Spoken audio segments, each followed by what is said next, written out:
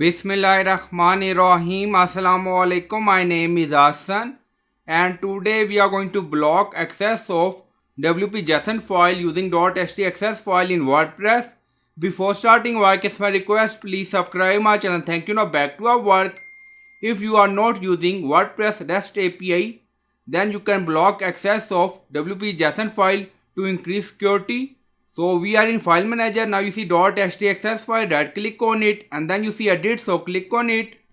Now .htaccess file is open and then we are going to add code. Now paste and you will find this code in video description or in comment section. Now you see if module mod rewrite.c rewrite engine on and then you see RewriteRule wp-json and then you see if you want, you can add this line of code RewriteRule here, so it's up to you.